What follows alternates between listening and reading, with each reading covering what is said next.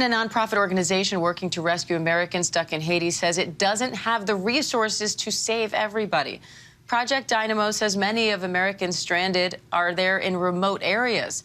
This comes as the UN's Office for the Coordination of Humanitarian Affairs says Haiti's health system is struggling from a lack of medical supplies, healthcare workers, and blood. ABC's Matt Rivers joins me now from Port-au-Prince with more on this. Matt, what's it like there right now? Yeah, Diane, it is truly an unprecedented situation in Port-au-Prince. Last night, we heard gunfire just about all night long. What we continue to see is gangs fighting with police all around the city. If a couple weeks ago it was gangs targeting major government institutions, things like the National Palace, the Interior Ministry, there was a big prison break at the National Penitentiary. What we've seen over the last couple days is gangs terrorizing individual neighborhoods around the city, not far from where we are here, further up the mountains from where we are here. It's continually happening all around the city. And the idea there, of course, is for these gangs to continue to get leverage against the government as these political negotiations continue. And what it has done is effectively panic the city, panicked a lot of the people that are living here. You know, you come to Haiti often enough and you speak to people here. This is not a place that is not used to violence. This is not a place that is not used to trauma. And yet the conversations that I'm having with people in this city say we've never seen anything like this before, and it is truly concerning. And that's what has told me, that this is truly an unprecedented situation when very sober-minded people in this country are saying this is unprecedented. Now, Matt, the UN released a new report saying Haitian hospitals are in a dire situation and running out of supplies. What's the latest on that?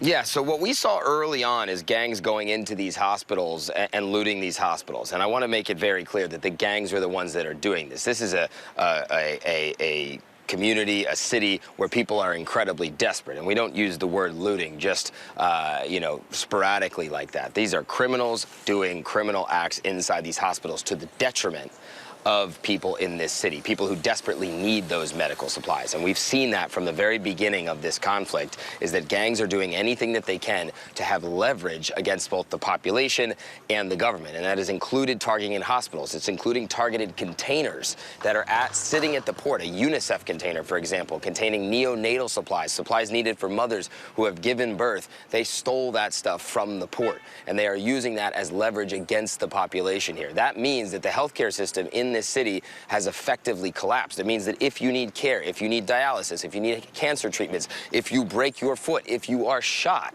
where do you go for care?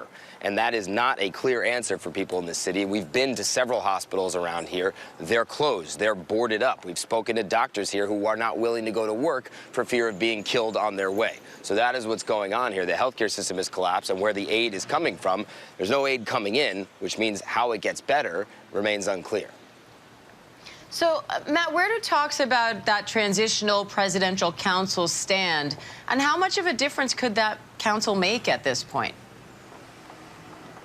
Well, so we've been waiting day to day to hear if this presidential transition council is going to get announced, who will make up that presidential transition council. And then once they get installed, do they have the ability to actually appoint a council of ministers, a council of government that then can do things like bring in this international security force that's been authorized by the United Nations, led by the Kenyans. But we still have not had the appointment of this transitional council. And if or when, frankly, they are able to install this council, the gangs here have already said that they won't respect the authority of that council. So if that's the case, even if they're put in charge and the gangs say, well, we're not going to, you know, respect the transition here, that means this violence is going to continue.